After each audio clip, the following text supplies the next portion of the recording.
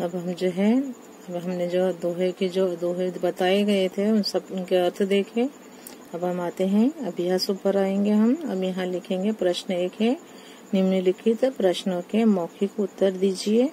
मौखिक उत्तर हमें यहाँ देना है। नंबर 1 है, बड़े लोगों की संकुचित मनःस्थिति व्यक्त करने के लिए खजूर के पेड़ का उदाहरण क्यों दिया गया है। 1 नंबर में है, बड़े लोगों की संकुचित मनःस्थिति व्यक्त करने के लिए खजूर के पेड़ का उदाहरण क्यों दिया गया है।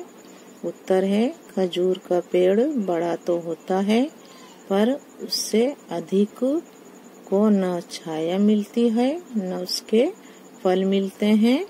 उसी तरह बड़े लोगों की मनोवृत्ति संकुचित होती है, उनसे दूसरों को कोई लाभ नहीं होता। कितना अच्छा बताया है। यानी खजूर का जो पेड़ बड़ा तो होता है पर उससे पथिक जो होते हैं, जो राह चलने वाले होते हैं, पर उससे पथिक को न छाया मिलती है न उसके फल मिलते हैं। उसी तरह बड़े लोगों की मनोवृत्ति संकुचित होती है, उनसे दूसरों को कोई लाभ नहीं होता। 2 नंबर का प्रश्न है, साधु पुरुष कैसा होना चाहिए और क्यों। साधु पुरुष कैसा होना चाहिए, क्यों। उत्तर, साधु पुरुष सुख के स्वभाव वाला होना चाहिए, क्योंकि सुख जो होता है सार युक्त वस्तु जो होता है, अच्छा जो अनाज होता है ग्रहण कर निस्सार वस्तु कचरा होता है उसको बाहर फेंक देता है। तो हमें जो साधु जो पुरुष होते हैं उन्हें भी क्या है, अच्छाई को अपनाना चाहिए और बुराइयों को छोड़ देना चाहिए। साधु पुरुष सुख के स्वभाव वाला होना चाहिए, क्योंकि सुख सार युक्त वस्तु अच्छा अनाज ग्रहण कर निस्सार वस्तु जो होता है कचरा को बाहर फेंक देता है। 3 नंबर में है, तुलसीदास सबसे हिल मिलकर रहने को क्यों कहते हैं। 3 नंबर में है, तुलसीदास सबसे हिल मिलकर रहने को क्यों कहते हैं। उत्तर लिखेंगे, तुलसीदास जो है सबसे हिल मिलकर रहने को कहते हैं, क्योंकि उससे हमें सुख शांति और सुरक्षा मिलती है। उत्तर है, तुलसीदास सबसे हिल मिलकर रहने को कहते हैं, क्योंकि उससे हमें सुख शांति और सुरक्षा मिलती है। 4 नंबर में है, आप गरीब लोगों की मदद कैसे कर सकते हैं। आप गरीब लोगों की मदद कैसे कर सकते हैं। उत्तर लिखेंगे, हम गरीब लोगों के बच्चों को पढ़ाकर उनकी मदद कर सकते हैं। हम पढ़ाई में आने वाली उनकी समस्याएं दूर करें। हम गरीब लोगों के बच्चों को पढ़ाकर उनकी मदद कर सकते हैं। हम पढ़ाई में आने वाली उनकी समस्याओं को, जो समस्याएं आती हैं, उन्हें दूर करें।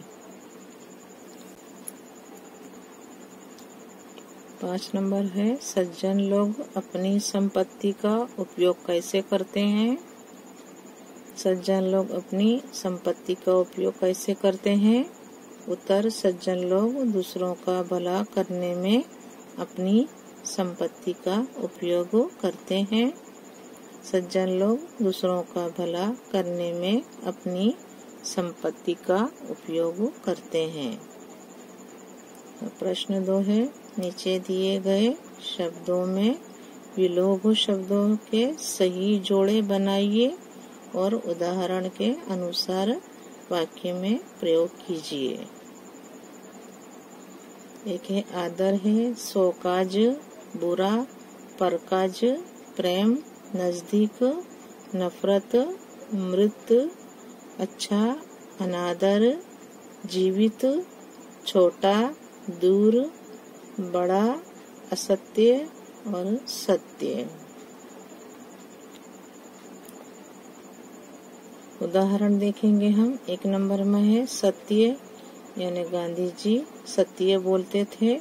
अब सत्य का हमने वाक्य प्रयोग किया और उसका जो है, इसकी जो हमने यहाँ पर विलोप शब्द है वह है असत्य। सत्य असत्य, तो सत्य गांधी जी सत्य बोलते थे। दूसरा है असत्य, जो उसका विलोप शब्द है। हमें सत्य विलोप उसका असत्य जो होता है, जोड़े बनाए हमने इसके। हमें असत्य नहीं बोलना चाहिए, हमेशा सत्य बोलना चाहिए। हमें असत्य नहीं बोलना चाहिए। अब हम इसके उदाहरण जो दिए गए हैं, हम उसको लेकर ऐसे ही वाक्य प्रयोग करेंगे जो विरोधार्थी शब्द है उसके। अब हम उत्तर 1 में देखेंगे। यहाँ लिखा हुआ है आदर और अनादर। आदर करना यानी इसकी इज्जत करना, अनादर यानी बेइज्जती करना। आदर अनादर।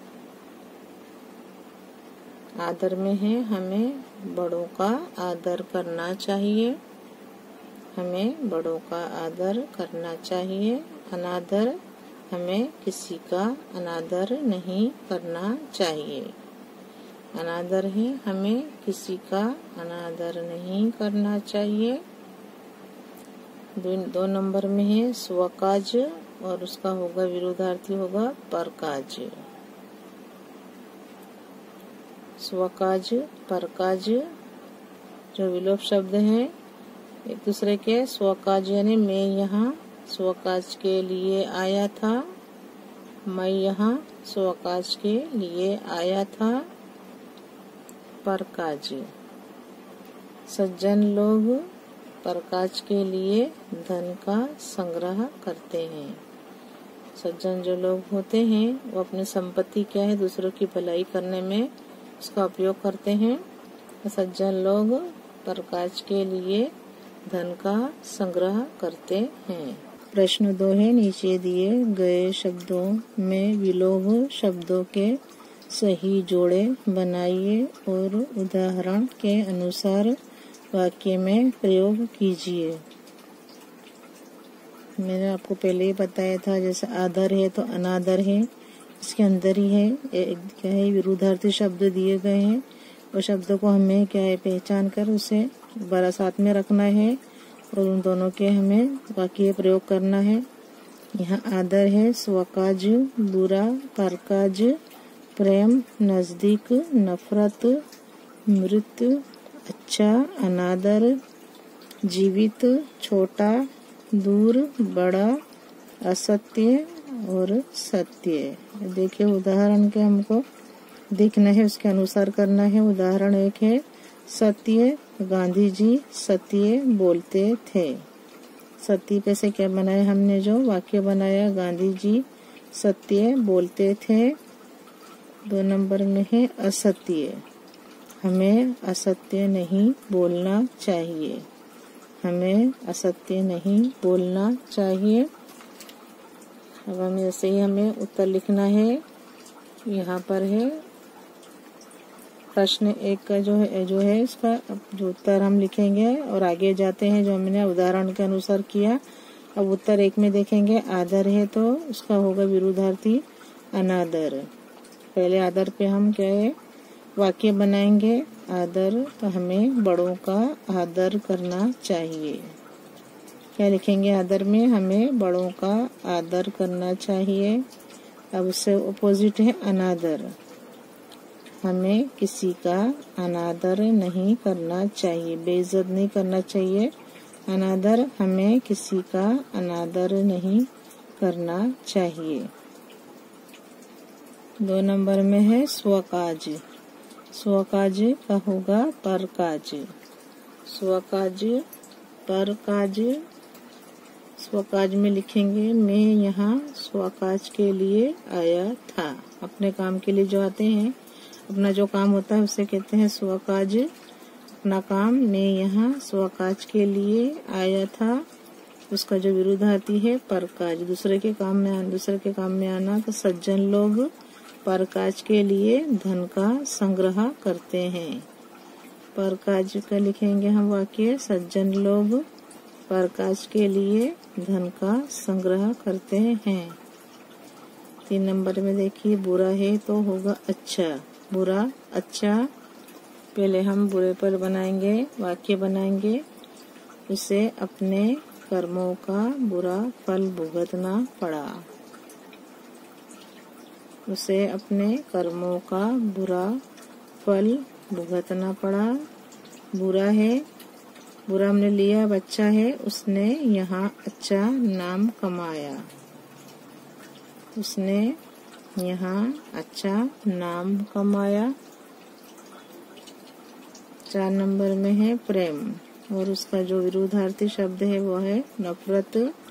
प्रेम नफरत। प्रेम में हम बनाएंगे वाक्य, हम सबसे प्रेम करें। क्या है, हम सबसे प्रेम करें। नफरत में है संत पुरुष किसी से नफरत नहीं करते। संत पुरुष किसी से नफरत नहीं करते। अब यहाँ 5 नंबर में है नजदीक, उसका हम लिखेंगे दूर। नजदीक दूर। पहले हम नजदीक पर वाक्य बनाएंगे। बाजार मेरे घर के नजदीक है। क्या है, बाजार मेरे घर के नजदीक है। दूर, पाठशाला मेरे घर से दूर है। नजदीक में बनाए, बाजार मेरे घर के नजदीक है। दूर, पाठशाला मेरे घर से दूर है। 6 नंबर में है मृत और जीवित। जो हमारा वह होता है मृत बोलते हैं, और जीवित है जो जिंदा है उसे जीवित। पहले मृत पे बनाएंगे। उस दुर्घटना में कई लोग मृत्यु पाए गए।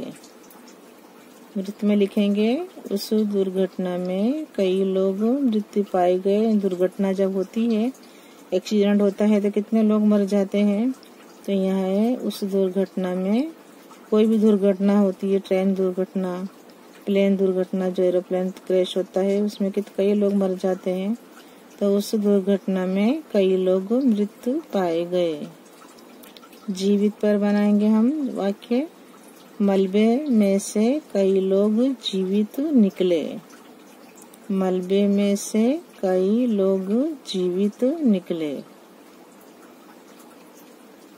से 7 नंबर में है छोटा बड़ा। छोटा है जो हम उस पर वाक्य बनाएंगे। हमारा घर छोटा है। हमारा घर छोटा है। बड़े पे लिखेंगे बड़ा, वह बड़ा आदमी है। बड़े पर क्या बनाएंगे, वह बड़ा आदमी है।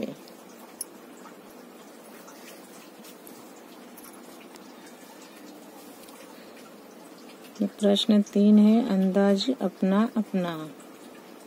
यहाँ पर बता है अंदाज अपना अपना। कभी कभी कुछ इलाकों में बारिश बिल्कुल भी नहीं होती। कभी कभी कुछ इलाकों में बारिश बिल्कुल भी नहीं होती। नदी नाले तालाब सूख जाते हैं। फसलों के लिए पानी नहीं मिलता। देखते हैं कभी बारिश कम होती है तो क्या होता है, जो नदी नाले हैं तालाब वो सूख जाते हैं। वो जो फसलों के लिए जो पानी नदी से आता है वो क्या है, पानी उन्हें बराबर नहीं मिलता। खेत सूख जाते हैं। पशु पक्षी जानवर और लोग भूखे मरने लगते हैं। खेत सूख जाते हैं। पशु पक्षी जानवर और लोग भूखे मरने लगते हैं। ऐसे समय में वहाँ रहने वाले लोगों की मदद की जरूरत होती है। ऐसे समय में वहाँ रहने वाले लोगों को मदद की जरूरत होती है। तुम भी लोगों को मदद कर सकते हो। क्या है, कभी कभी कुछ इलाकों में बारिश बिल्कुल भी नहीं होती। नदी नाले तालाब सूख जाते हैं। फसलों के लिए पानी नहीं मिलता। खेत खूब क्या है, खेत सूख जाते हैं। पशु पक्षी जानवर और लोग भूखे मरने लगते हैं। ऐसे समय में वहाँ रहने वाले लोगों को मदद की जरूरत होती है। तुम भी लोगों को मदद कर सकते हो। क्या हम भी मदद कर सकते हैं ऐसे लोगों को जब वहाँ दुकाल पड़ता है बारिश न होने की वजह से, तो नदी नाले भी सूख जाते हैं और जो खेती फसल के लिए भी पानी नहीं मिलता, खेत सूख जाते हैं और पशु जो होते हैं, पक्षी जानवर और लोग जो होते हैं भूखे मरने लगते हैं। ऐसे समय हमें उन लोगों की मदद करने की जरूरत होती है। तो तुम भी लोगों को मदद कर सकते हो। सोचकर बताओ, तुम अकाल में परेशान लोगों की मदद कैसे करोगे। हमें सोचकर बताना है कि अगर अकाल पड़े तो हमें परेशान जो लोग हैं उनकी मदद हम कैसे करेंगे। उत्तर लिखेंगे। हम अकालग्रस्त लोगों के लिए धन इकट्ठा करेंगे। उस धन से हम अनाज तथा दूसरी जरूरी चीजें खरीद कर उन्हें देंगे। क्या लिखेंगे हम उत्तर? यहाँ लिखा हुआ है, सोचकर बताओ, तुम अकाल में परेशान लोगों की मदद कैसे करोगे। उत्तर लिखेंगे हम अकालग्रस्त लोगों के लिए धन इकट्ठा करेंगे। उस धन से हम अनाज तथा दूसरी जरूरी चीजें खरीदकर उन्हें देंगे। हम टैंकर मंगवाकर अकालग्रस्तों को पानी सुलभ कराएंगे। हम टैंकर मंगवाकर जो अकालग्रस्त एरिया है, जो वहाँ का क्या अकालग्रस्तों को पानी सुलभ करवाएंगे। हम उनके जानवरों के लिए चारे की व्यवस्था करेंगे। हम टैंकर मंगवाकर अकालग्रस्तों को पानी सुलभ कराएंगे। हम उनके जानवरों के लिए क्या है यहाँ चारे की व्यवस्था करेंगे।